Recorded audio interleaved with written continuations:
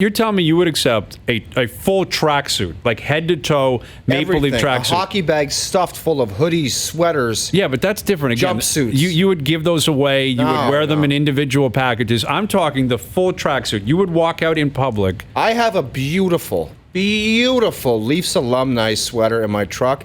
I might just go put it on with my hat for the last half hour of the show. That would be great. I would like to see that. But that is, I'm telling you, that's stylish, man. The coach's tracksuit for practice. Would you wear a manager's outfit from baseball? No. Why would you ever do that? Would you walk around with that? Like the belt and like you would never. I think that would be a cool move, though, for like Charlie Montoyo. You want to become endearing? People would love to see that. There he is, the skip, walking down King. Walking in? No way. Imagine him walking down King Street. You see Charlie Montoyo before the game in his gear. Tight tuck with the belt and runners. I think this is a move that Sheldon Keefe has to look into here. Just wear the coach's the gear around town. I think the coach's tracksuit that he wears for practice, he should just walk around Toronto. Yeah. All right. Wouldn't draw any attention. Here he is, the new head coach of the Maple Leafs, Sheldon Keefe. What are the chances you'd be willing to do that, Sheldon? Very slim. Very slim. Well, the chances are far greater than me going heavy tuck. Well, yeah. You can't do any kind of heavy tuck. Like that Charlie Montoya, the tuck on him. Yeah. Holy illegal. Back when I was playing with Kevin Weeks, he used to refer to that as the Darcy Tucker. You go full Darcy Tucker. He used to like a tuck. He enjoyed a tuck. What's it like being a head coach in the NHL, let alone the head coach of the Maple Leafs? It's good. It's been a whirlwind time to get to this point, but it was fun to get working with the guys yesterday, right from our first meeting in Morning State, and then to play the game. Of course, felt really good, and it was a pretty special day on a personal level. Having my family there, and we spend a lot of time in Arizona. My wife's from Scottsdale, and my parents were able to make the trip, and we have some friends out there. So it was a good day. Did you have to rack your brain, Sheldon, on what you wanted to do first, whether it be get to Austin Matthews or Morgan Riley or sit with the whole team? I mean, how did you break down the list of things you wanted to get to the first thing you got to the rink? Yeah, I kind of went through a lot of different scenarios, Jeff, to kind of get myself organized on that. And I was fortunate that I had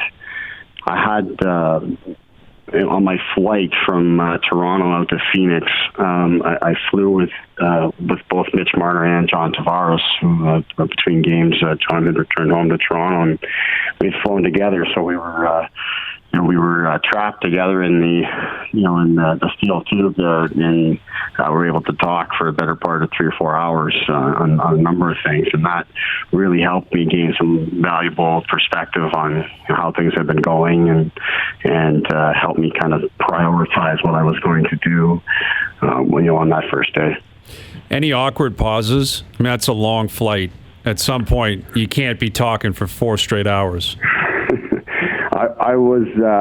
It was a small plane. It was tight there, but I was definitely able to break it up a little bit. We had a little stop in Chicago to clear customs and fuel up, and we actually got off the plane and got into a boardroom. We were able to watch some video and settled in that way, and that broke it up. And had a little snoozing too, which I had a lot of time to make some plans and get myself organized. So it wasn't straight talk the whole time, but we got some very very productive time together, and I think that certainly helped me.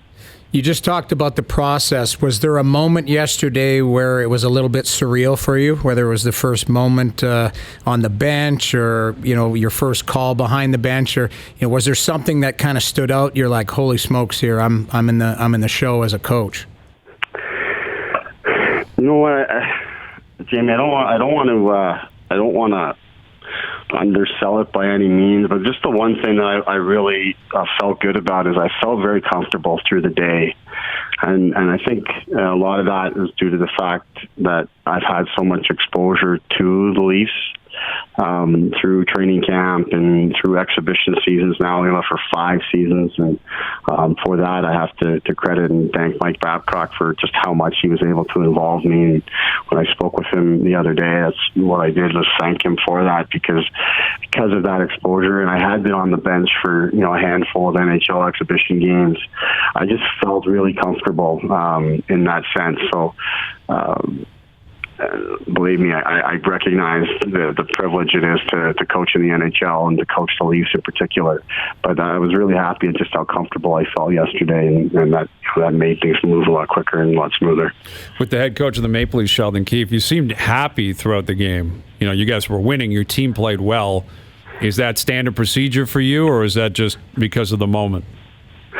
Well, I think the moment was part of it, but there was a lot to be happy about yesterday. Just, it started with just the morning and how things went and how receptive the players were to me and my discussions with them individually, and then in the team meeting and the response to the team meeting and the morning skate. It was just a good day in that sense, so I felt really good about that. And there was just a lot of really good moments, really cool moments in the game, and really aside from even how we played, that to me was secondary. I was expecting it to be sloppy and a bit of a mess as guys are trying to figure things out, and they're probably not out of the woods in that situation. But the energy of the team was really good, and the interactions on the bench, and the reactions after goals, those types of things to me are real, indicators of the type of team you have and the morale of the team. We want to have a group that's thriving and is vibrant, and we had lots of that yesterday. So we're hoping to work on that work for that to continue, because ultimately yesterday was a good day. The good days are easy, but they're not all going to be good and easy days. And how can we put together a program that's sustainable through difficult times and adversities, and having good team spirit and camaraderie and all that is really got to be the foundation for it. You've got a history with a lot of players, almost, I would say, half that group, so it must have been comfortable for the most part. Did you say anything to Pierre Engvall after he fell on his celebration at all? Nothing particular about the fall, but I had a little chuckle. He's known for some of these one-legged type celebrations. I think if you looked at some of his Marley goals, he's got some interesting ones. We got the better of him there in the moment, so that was fun. But you know what? A guy gets his first NHL goal, and you kind of go full blackout for a little bit there, and I think that's what happened. Well, how do you juggle that, Sheldon? Knowing these guys as you do, but you knew them as Marlies.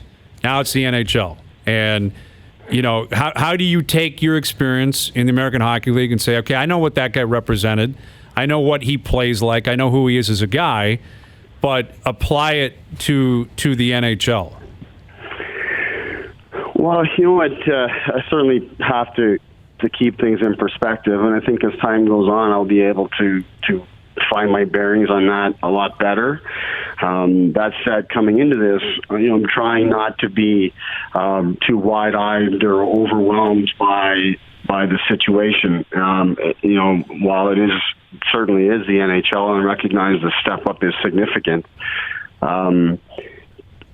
There's been countless players. 75-80% of players, I think it is, that play in the American League and end up being very successful NHL players. So the players belong. I think showed that where the positive is that I know and trust some of these guys in situations that maybe they haven't had the opportunity for yet. And the great example for that yesterday was, we're trying to fix our penalty kill and make some changes there, and Pierre Engvall gets an opportunity to kill a penalty, scores a shorthanded goal for us. Andreas Johnsson hadn't been killing, but these are two guys that in my time with the Marlies were real difference makers in that area, so we gave them a chance, and I think that both guys did well on it. So those are the types of things that I'm hoping can benefit us. With Sheldon Keefe, in which ways, if any at all, do you believe you're going to have to coach differently in the NHL compared to the way you did in the American Hockey League? Or what challenges will the NHL offer you that you didn't see in the A? Yeah, well, I think, the challenge is going to be There's a lot of differences. I mean, just right away, the schedule being what it is, less practice time, more games, more travel, playing against more teams. So you don't know your opponents nearly as well as you do in the American League when you really only play half of the teams, and really, you play in your division for the most part against 7 or 8 teams. That's really your focus. So those are the types of challenges that I'll have. I think as I'm here longer, more things will come up, but everything is just better. The players are better, the coaches are better. The officiating, some of the rules, the coaches challenges, all those types of things are new and different. But I've got a great staff around me, and they've got experience in all those areas, and I'll lean on that. And then we've got players with great experience too, and that's really a big thing. Is I'll be leaning on those guys and their perspective and their thoughts and their experience, and hopefully aid me to fill those gaps quickly. You have experience with Casca Sugo, and is he a guy that you have trust in at the AHL level?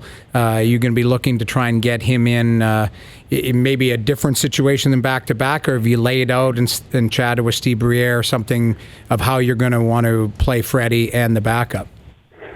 Yeah, we haven't talked about that yet. Just that it's not really on the front burner on this trip here.